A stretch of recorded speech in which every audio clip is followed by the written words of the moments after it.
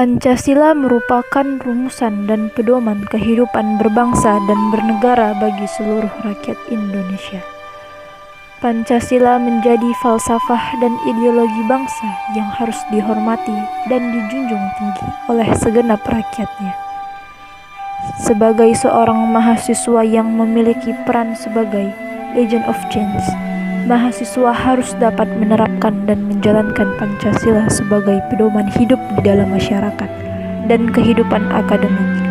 Mahasiswa juga diharapkan tetap terus menempa dirinya menjadi pribadi-pribadi yang memiliki kematangan intelektual, kreatif, percaya diri, inovatif, dan memiliki kesetiakawanan sosial dan semangat pengabdian terhadap masyarakat, bangsa, dan negara yang tinggi. Bentuk penelitian yang kami gunakan adalah metode deskriptif kuantitatif.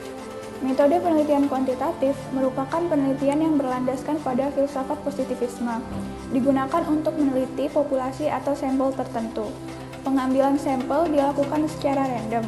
Pengumpulan data menggunakan instrumen penelitian. Analisis data bersifat kuantitatif atau statistik dengan tujuan untuk menguji hipotesis yang telah kami tetapkan.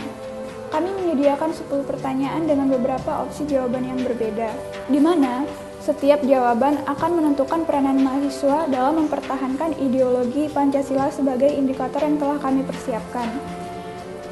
Secara persenan, kami memperoleh data bahwa masih banyak mahasiswa dan mahasiswi yang bersedia berperan untuk mempertahankan Pancasila sebagai ideologi bangsa, di mana ini merupakan kabar baik bagi kita semua. Karena seperti yang kita ketahui bahwa mahasiswa dan mahasiswi mempunyai peranan yang sangat penting bagi bangsa Indonesia. Baik, pada kesempatan kali ini saya akan menjelaskan tentang kajian teori yang kami gunakan dalam penyusunan mini riset kami. Yang pertama, kami mengkaji tentang Pancasila dan ideologi. Pancasila adalah ideologi dasar dalam kehidupan bagi negara Indonesia. Nama ini terdiri dari dua suku kata dalam bahasa Sanskerta, Panca yang berarti 5 dan Sila yang berarti prinsip atau asas.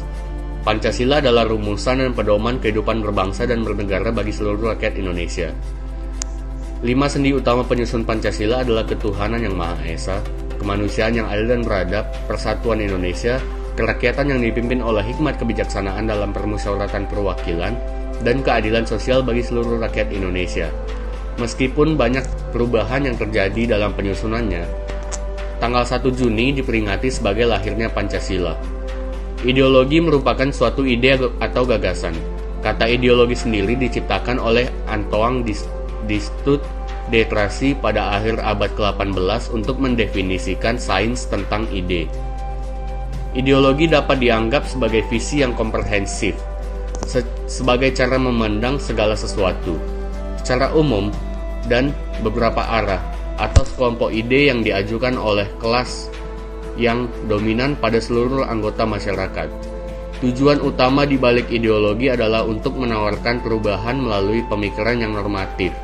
Ideologi adalah sistem pemikiran abstrak yang diterapkan pada masalah publik sehingga membuat konsep ini menjadi inti politik. Secara implisit, setiap pemikiran politik mengikuti sebuah ideologi walaupun tidak diletakkan sebagai sistem berpikir yang eksplisit. Yang kedua, kami juga mengkaji tentang makna Pancasila sebagai ideologi. Jadi makna Pancasila sebagai ideologi itu ada beberapa, diantaranya sebagai cita-cita negara. Ideologi Pancasila sebagai cita-cita negara berarti bahwa nilai-nilai dalam Pancasila dapat diimplementasikan sebagai tujuan atau cita-cita dari penyelenggaraan pemerintahan negara. Secara luas dapat diartikan bahwa nilai-nilai yang terkandung dalam ideologi Pancasila menjadi visi atau arah dari penyelenggaraan kehidupan berbangsa dan bernegara. Visi atau arah yang dimaksud adalah terwujudnya kehidupan yang berdasar ketuhanan yang Maha Esa, berperi kemanusiaan, menjunjung tinggi persatuan, pro rakyat, serta adil dan makmur. Dengan begitu, sudah sewajarnya Pancasila diamalkan dalam seluruh aspek kehidupan. Akan tetapi, contoh yang paling menggambarkan makna Pancasila sebagai ideologi negara adalah dengan mengamalkan nilai Pancasila di bidang politik. Contoh penerapannya ada banyak sekali bentuknya.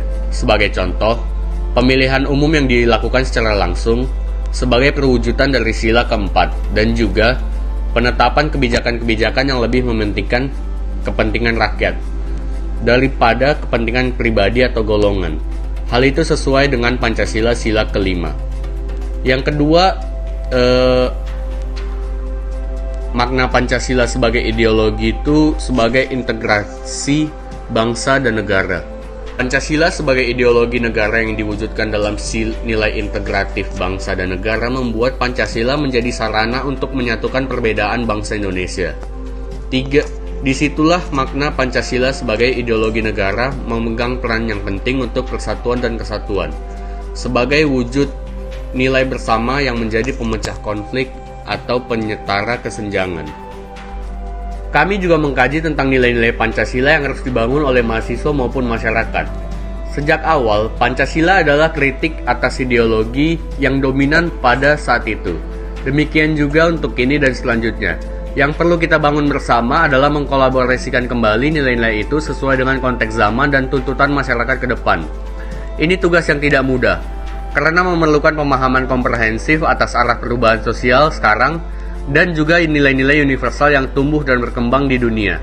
Sekalipun secara hakiki nilai-nilai Pancasila sudah selaras dan dengan nilai-nilai universal, sebagai sebuah sistem, nilai harus selalu ditafsir dan dirumuskan, baik dalam rangka membangun landasan bersama dalam kehidupan bermasyarakat, maupun dalam rangka menjawab secara kritis gempuran dan tantangan ideologis global yang berkembang saat ini.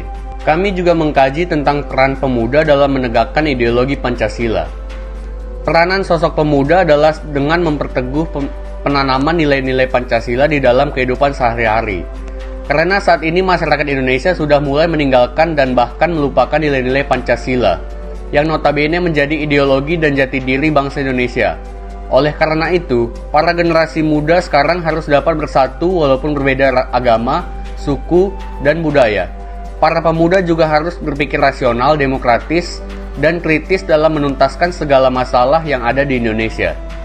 Memiliki semangat jiwa muda yang dapat membangun Indonesia, dapat mencontoh seperti karakter para pahlawan bangsa Indonesia, dengan cara cinta tanah air dan rela berkorban bagi bangsa Indonesia, serta menjunjung tinggi nilai nasionalisme dan persaudaraan antar agama, ras, atau suku.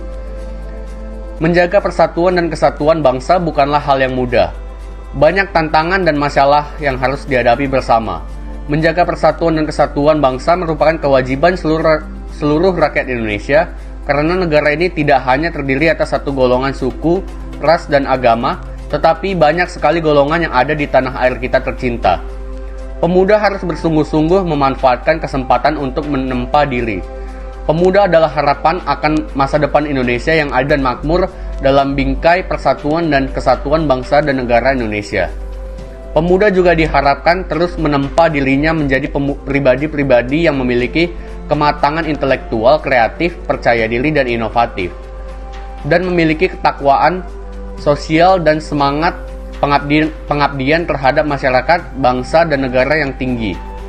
Pemuda sebagai garda terdepan dalam proses perjuangan, pembaruan, dan pembangunan bangsa diharapkan mampu mempertahankan dan mengisi kemerdekaan yang telah diraih selama ini. Baik, kesimpulannya adalah Pancasila adalah ideologi dasar dalam kehidupan bagi negara Indonesia, yang artinya Pancasila menjadi visi atau arah dalam kehidupan berbangsa dan bernegara. Pancasila juga memiliki fungsi untuk mempersatukan bangsa, serta membimbing dan mengarahkan bangsa menuju tujuannya. Sebagai mahasiswa, kita memiliki peran untuk memperteguh penanaman nilai-nilai yang ada pada Pancasila dalam kehidupan sehari-hari. Oleh karena itu, kita harus bersatu walaupun berbeda agama, suku, dan budaya agar dapat menyelesaikan segala masalah yang ada di NKRI. Dengan begitu, kita dapat hidup rukun dalam bermasyarakat. Sekian pembahasan dari kelompok kami. Lebih dan kurang mohon dimaafkan. Atas perhatiannya saya ucapkan terima kasih.